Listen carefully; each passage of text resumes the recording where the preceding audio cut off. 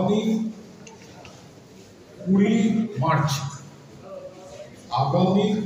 March পরবর্তী EC meeting থেকে charge election বোর্ডকে হ্যান্ডওভার করে দেওয়া হবে। ইলেকশন বোর্ড তার নেতৃত্ব দেবেন অবসরপ্রাপ্ত বিচারপতি মাননীয় অসীম রায়। ইতিমধ্যেই এ বিষয়ে কিছু সিদ্ধান্ত নিয়ে মাননীয় অসীম রায়ের সঙ্গে কমিউনিকেট করেছে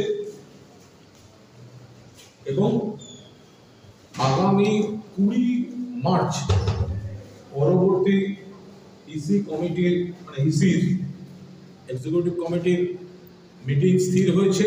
ওই মিটিং থেকে আনুষ্ঠানিকভাবে পূর্ণাঙ্গ ইলেকশন বোর্ড ঘোষণা করে তাদের নিয়োগপত্র পাঠিয়ে নির্বাচন সংক্রান্ত যাবতীয় কাজ তাদের হাতে তুলে দেওয়া হবে। অর্থাৎ এই এক্সিকিউটিভ কমিটি যে প্রতিশ্রুতি দিয়েছিল যে তারা গত 3 বছরে বিপুল কর্মযজ্ঞ এবং তারপরেও এমন কোনো ঘটনা ঘটবে না বা এমন কোনো অভিযোগ থাকবে না যে এই কমিটি নির্দিষ্ট সময়ের বাইরে প্রসেসটাকে ডিলে করে ক্ষমতায় থাকতে চাইছে, এই ধরনের কোনো অভিযোগ থাকবে না, সেটা এজিএমে আমরা খুব স্পষ্ট করে দিয়েছিলাম। সেইভাবেই ইসি এগিয়েছে। আমাদের কাজ হচ্ছে আমাদের ক্লাবের সংবিধান অনুযায়ী এ বিষয়ে বেশ কিছু আইনি বিশেষজ্ঞের, আমি নাম করছি না, মতামত নেওয়া হয়েছে বা অন্য জায়গা থেকেও কোনো মাননীয় সদস্য কোনো মতামত তারা দিয়েছেন। আমাদের যেটা করণীয় ছিল যে ক্লাব আমাদের মেয়াদের মধ্যে, নির্দিষ্ট সময়সীমার মধ্যে ইলেকশন প্রসেসটা শুরু করে ইলেকশন সংক্রান্ত যা হবে তার চার্জটা হ্যান্ডওভার করে দেওয়া। এক্সিকিউটিভ কমিটি আগামী 20 তারিখ নির্বাচন পূর্ণাঙ্গ বোর্ড ঘোষণা করে দিয়ে তাদের নিয়োগপত্র পাঠিয়ে দিয়ে নির্বাচনী প্রক্রিয়া শুরু করে দেবে এবং তার পূর্ণ দায়িত্ব ইলেকশন বোর্ডের হাতে হস্তান্তর করে দেবে। এটা হচ্ছে কবে হবে, কিভাবে হবে, এ সংক্রান্ত কোনো বিষয়ে ইসি হস্তক্ষেপ করবে না। এ সংক্রান্ত আমাদের যা নিয়ম কানুন আছে, যার যা বক্তব্য আমাদের কাছে এসেছে, সেগুলো আমরা বিচারপতি অবসরপ্রাপ্ত মহামান্য অসীম রায়, যেহেতু উনি ইলেকশন বোর্ডটা হেড করবেন, তার হাতে আমরা তুলে দেব এবং ইলেকশন কি প্রসেসে হবে, ইলেকশন কবে হবে, এর পূর্ণ স্বাধীনতা এবং পূর্ণ সিদ্ধান্ত, পূর্ণ অধিকার অসীম রায়ের নেতৃত্বে ওই কমিটির বাকি সদস্যদের নাম এবং ক্লাবের তরফ থেকে আনুষ্ঠানিক তাদেরকে যে অ্যাপয়েন্টমেন্ট, সেটা আগামী 20 তারিখ করে দেওয়া হবে। দিয়েছেন, সবার ওপিনিয়ন এসছে। এবার এই ওপিনিয়নগুলো আমরা 20 মার্চ হ্যান্ডওভার করে দেবো টু দি ইলেকশন বোর্ড। বিভিন্ন জায়গা থেকে ওপিনিয়ন এসছে, কেউ কোনো আইনজ্ঞের মতামত দিয়েছেন, ক্লাব এক বিশিষ্ট ব্যক্তির মতামত নিয়েছে, আরো কয়েকজন সদস্য কিছু দিয়েছেন। আমরা ইসি ঠিক করেছি আমরা এর মধ্যে ঢুকবো না, যেহেতু এটি ইলেকশন বোর্ড, তার চেয়ারম্যান হবেন অসীম রায়, ফলে এই সমস্ত বিষয়টাই আমরা অসীম রায়ের কাছে পাঠিয়ে দেবো। অসীম রায় তিনি কোন পদ্ধতিতে হবে, কবে হবে, যা সিদ্ধান্ত নেওয়া শ্রদ্ধেয় অসীম রায় দেবেন। এর বাইরে আমাদের কিছু বলার নেই।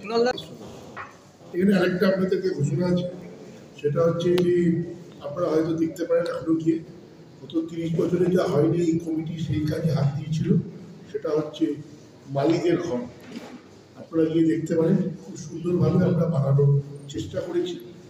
সেইটার উদ্বোধনও আমরা 20 মার্চ করব বিকেল 4টে, আর আমাদের কার্যকরী কমিটির মিটিং হবে বিকেল 5টায়। তো আপনাদের অনুরোধ করছি সেটাকে কাভার করার জন্য। আর কমিটি যেটা সিদ্ধান্ত নিয়েছে ওই ভবনটির নাম হবে আমাদের বহুদিনের মালিক ভাসিয়া মালির নামে নাম হবে ভাসিয়া মালি ভবন। এই নামে ওই ভবনটার নামকরণ হবে এবং মালিরা ওই ভবনে থাকবে। এটা আজকের একটি বিশেষ সিদ্ধান্ত। আমরা যেরকম 1911 মূর্তি করেছি, আমরা যেরকম ইট বসিয়েছি, আমি মনে করি যাদের জন্যে ক্লাব, কেন ঘাস যদি ওরা না গজায় তাহলে কিন্তু কোনো খেলাই সেখানে সম্ভব নয়। সেই মালিদের ক্ষেত্রে এত বছরে কেউ সেইভাবে দেখাশোনা করেনি, তাদের জন্য এই ভবনটা আমরা তৈরি করার সিদ্ধান্ত নিয়েছি। আপনারা দেখতে পারেন এটা তো কোনো লুকোনো জিনিস নয়, পিছনেই তৈরি হচ্ছে এবং সেটার উদ্বোধন ওই বিশ্বে হচ্ছে। আমরা আনার চেষ্টা করছি, আমরা প্রাক্তন প্লেয়াররা থাকবে, ক্রিকেটারও থাকবেন, ফুটবলারও থাকবেন প্রাক্তন, যারা সবাই মিলে কুণালদাও বলছিলেন 3 বছরের কমিটির কথা। তো আপনাদের 3 বছরে মোহনবাগানের অন্যতম সেরা সাফল্য, 3বার ভারত সেরা আপনাদের সময় হয়েছে। তো এইটাকে কিভাবে দেখছেন, সদস্যদের কাছে এটা কিভাবে? দেখুন, শুধু আপনি যদি 3বার ভারত সেরা দেখেন তাহলে আমি মনে করি ওটা অত্যন্ত কম। কারণ আমরা 3বার ভারত সেরা হয়েছি ফুটবলে, 22 বছর পরে হকি খেলতে নেমে হকি চ্যাম্পিয়ন হয়েছি, অ্যাথলেটিক্সে 27 বছর পরে স্টেট চ্যাম্পিয়ন হয়েছি। আমরা যে খেলা করি, ক্রিকেটে এশিয়ান ট্রফি চ্যাম্পিয়ন হয়েছি। যে খেলা আমরা খেলি, ক্রিকেট, ফুটবল, হকি, এবং আমাদের এই কমিটি অত্যন্ত সিরিয়াস ছিল প্রত্যেকটা খেলা নিয়ে। তার সাথে সাথে ক্লাবের যে এত উন্নয়ন হয়েছে, এই যে লাইব্রেরি, কুণালদার মস্তিষ্কপ্রসূত লাইব্রেরি শীর্ষেন্দু মুখোপাধ্যায় এসে উদ্বোধন করেছিলেন, এটা একটা অন্যতম বড় ঘটনা মোহনবাগানের ইতিহাসে। স্পোর্টস লাইব্রেরি সত্য একদম ঠিক বলল।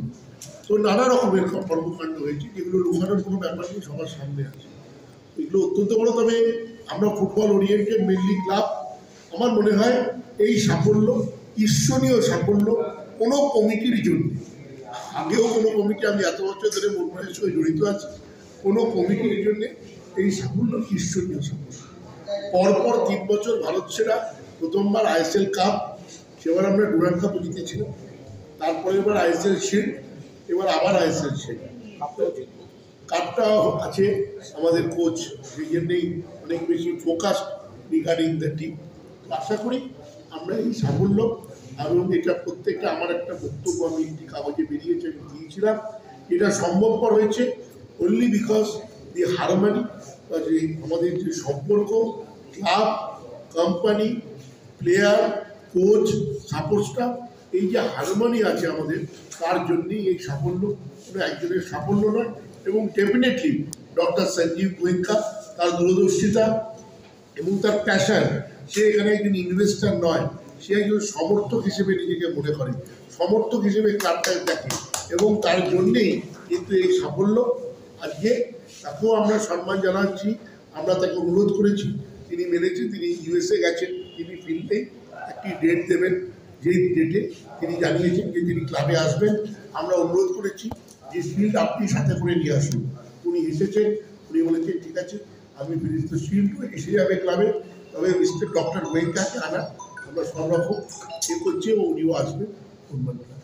মিটিং শেষ হওয়ার একটু আগে আমরা মাননীয় মুখ্যমন্ত্রীর অফিস থেকে ফোন পাই, উনি মাননীয় মুখ্যমন্ত্রী আমাদের অভিনন্দন জানিয়েছেন এবং অভিনন্দন বার্তা মানুষ লোকের মাধ্যমে একটু পরেই ক্লাবে এসে পৌঁছেছে। Thank you.